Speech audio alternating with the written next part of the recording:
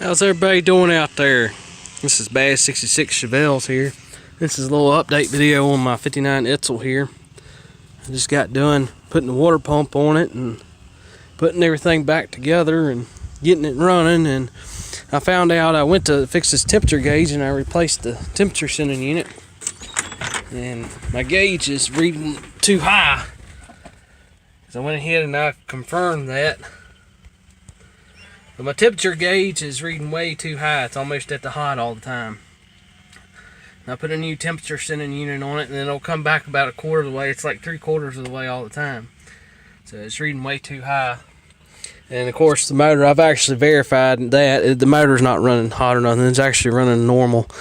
Because I actually got another temperature gauge on it there to make sure it's, you know, not running hot. But so I'm gonna have to figure out something about that. I think what I'm gonna have to do temporarily until I can get this fixed. I got another cluster to put in this that's got another temperature gauge in it I could try, but I think what I'm gonna do for now is I'm gonna take and I really hate to do it, but I'm gonna put some aftermarket temperature gauges on here. I'm gonna put a aftermarket oil pressure, temperature, and a volt gauge on it, and I'm gonna do it a certain way so that I'm not drilling into my dash or nothing, because I don't want to mess that up.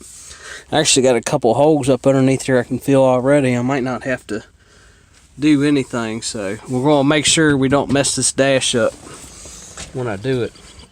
But I'm going to buy a set of aftermarket gauges and put in it just to keep a good eye on it and get that fixed.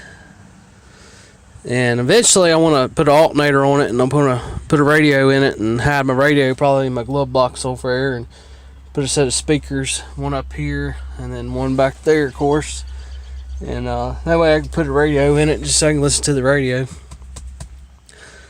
But I just took it up down the road and it's running pretty good now. Don't squeal no more, and I got the belt fixed now and put a water pump on it, and ended up getting it straightened out a little bit. So it's getting there. I painted my water pump. This motor's going to be a Ford red eventually, because it's going to come out eventually, and I'm going to paint it up a Ford red, and I'm going to put an aluminum intake on it here soon, which that's going to be a little while for that, because that's kind of expensive for that. But so anyway, I got the new water pump on it, got the fan back on it, the pulley, got the belt, all that tightened up. But I had to put a new set of bolts in my fan there because they were all mismatched from before where somebody had it off. And I know that fan, I don't know what that's off of, but I know it's not original, but I decided to keep it because it's a 5-blade, and that'll help cool a little bit, so I decided to keep that. Ended up having a little trouble with this water pump bypass hose because it's 1 inch, and the heater hose, or the fitting that goes into this water pump, is 5/8 to an inch. And I was going to take and just delete this out, but I don't want to do that because that's where my temperature sending unit is. That's my new one. I put it in there, and I was just going to put a regular fitting in and then move it like somewhere on the back of the intake or something for the temperature. But I don't have no port, so I got to keep that there for now. And plus, I'm going to change that out and put an aftermarket in it. That way I can run my aftermarket gauge here soon. But I just filled it back up with water for now just to test everything, make sure I don't have no leaks. And as long as everything don't leak or anything, I'm going to take and I'll swap this thermostat out here. I ain't did that yet, so I'm gonna pull that off and see what's what with that, make sure all that's good. And I went ahead and I flushed the block out. When I had the water pump and everything off of it, I took a water hose and flushed everything out and flushed my heater core out too. Ended up just bypassing that temporarily for now, so I just bypassed that. The only reason I did that is because it's got I think it's got a lot of trash in there. I tried to flush it out. A lot of it come out, but I don't know how bad it is, and I'm not sure if it leaks or not. And being almost 60 years old, you know, I don't want to chance that and be taken to a car show or something and get hot on me or start running all over the floor. So I just took and bypassed it for now. And then eventually I'll look at it and make sure everything's not leaking or nothing. And if it's not leaking, I'll hook everything back up. But either way, I got to put new hoses on anyway, because them hoses are old as heck. I went ahead and make sure you mark them, the left side on these heater cores. The way they had it hooked up, I'll have to double check, make sure it's correct. But this one on the left here, on the firewall goes to the intake, which is this one right here. Okay, and then the other one goes to your water pump, which is on the right here, and that's the one that goes down there. So anyway, that's where we're at right there on that. I got my HEI in it. Got all that hooked up. The fire and order stays the same when you put HEI in it. But I'm gonna paint this motor up a Ford red is the way I'm gonna do it, and then I'm gonna put my valve covers white, and then I'm gonna get somebody who can pin straight and write edsel, the edsel logo down the side of the valve cover.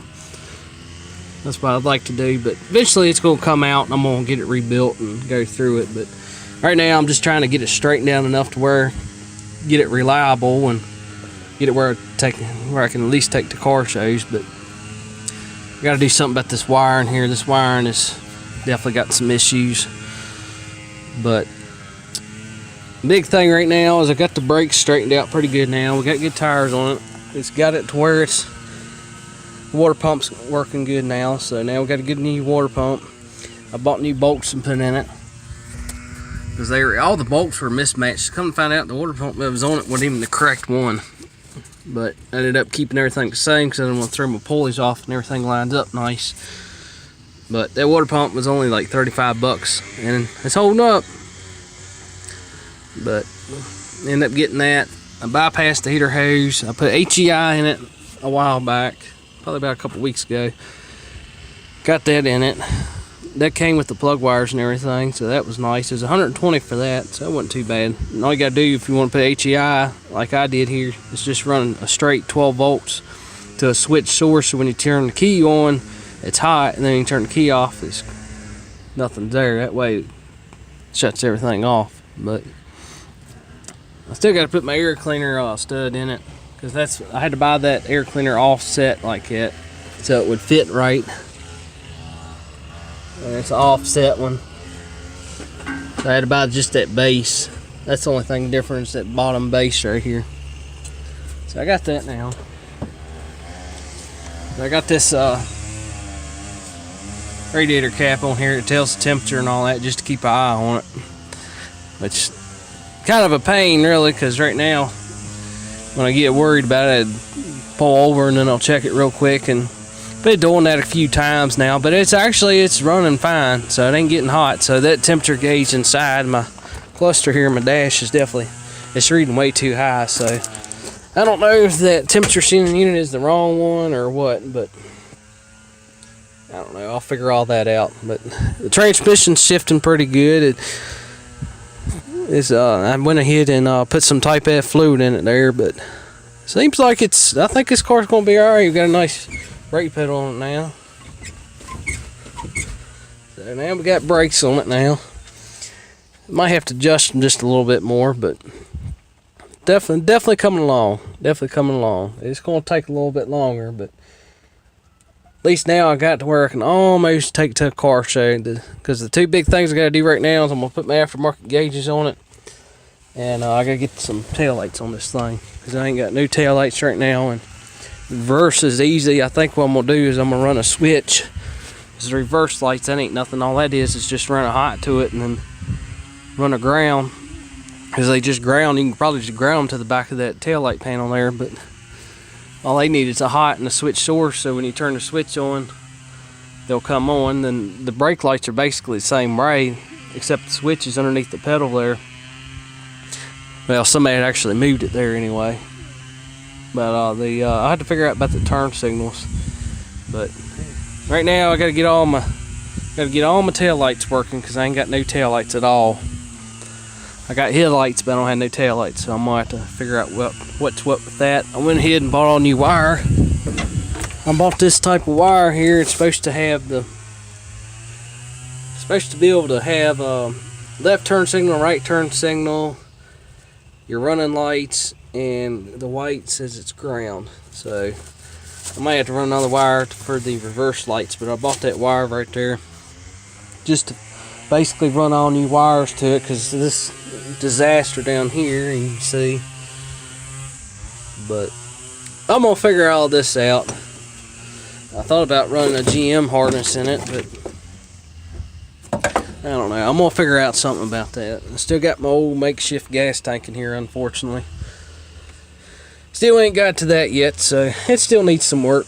We gotta get tail lights and get all my lights working and give me a gas tank. Eventually, some point or another, I'm gonna have to take it up and get this exhaust replaced. Because this whole exhaust on this car is just shot. It's got holes all in it and everything, but it's getting there though. It's definitely getting there.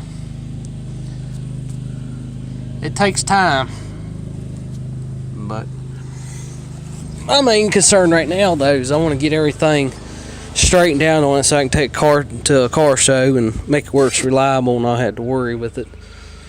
But that tank right there is a 6-gallon tank, and it's still got, oh, it's probably got about 3 gallons in it maybe.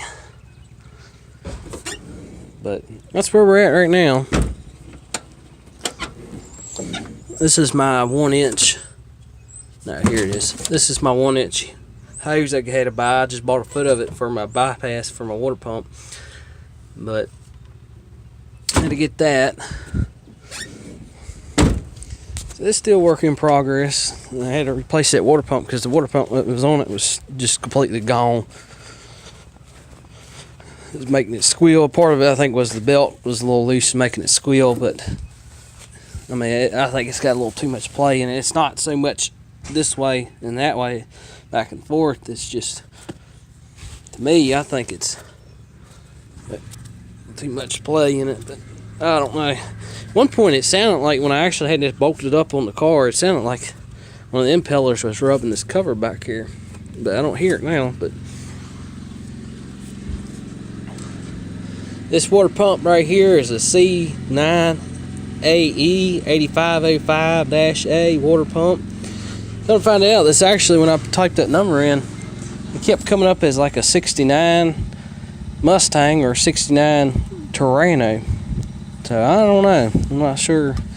I think somebody took it off something and put it on there, but this one's the same way too. It's got a 5/8 fit in here, and this was I've replaced it too because these are pressed in, but that was about completely rotted off.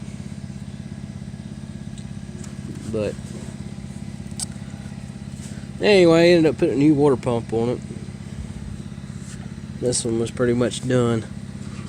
It's just, as you can see, I mean, it's just corroded really bad on the inside.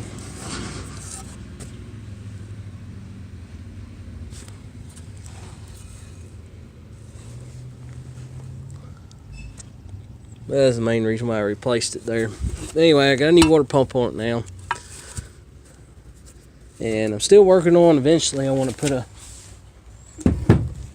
like a GM 10SI alternator. I want to put like an 80 amp alternator on it because I want to, like I said, I want to put a radio in it, and plus I want to have nice bright headlights and not be dim. And thought about ordering one of them Power Master generators and putting on it where they look like an alternator, but they're where they look like a generator, I mean, but they're really alternator. But I haven't decided yet. I think I'm just going to throw a regular old alternator on it.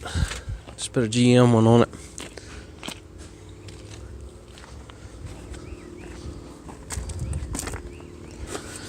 That's where we're at right now. I think what I'm gonna do about this power steering pump, I'm gonna see if I can either get a seal kit for it, or if I can either pull it off and run like a newer style on it.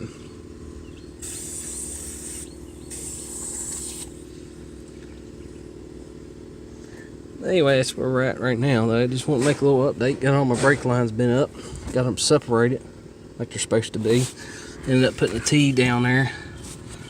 Way on down there is a T, and then I split off the front to rear so that the one that comes down off this front port here is for the front brakes, and then one that comes off the back is for the back. So I ended up getting everything split off. I put a T in there, pulled the old 4-port T off there, and just put a 3-port in there. That way the one that comes down from this master cylinder here splits off to the front on the driver's side and passenger side. Then the other one that used to go to the end of that port on the 4-port, split that off and just put a union in there. y'all can see that. That goes to the rear brakes. That way they're entirely separate. But that's what I ended up doing. I'm still trying to figure out something about this brake booster here and get a smaller one. That way it's not hitting. Well, it's not really hitting, but it's just such a close clearance there.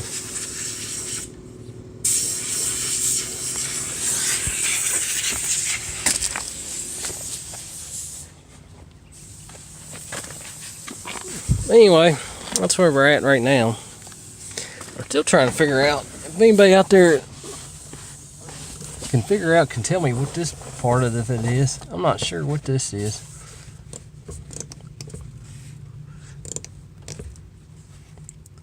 I'm not quite sure.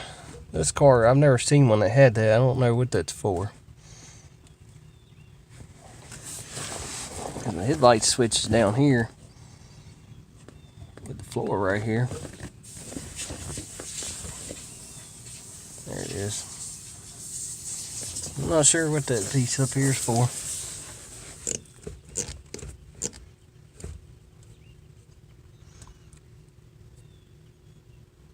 But I'll figure it out eventually.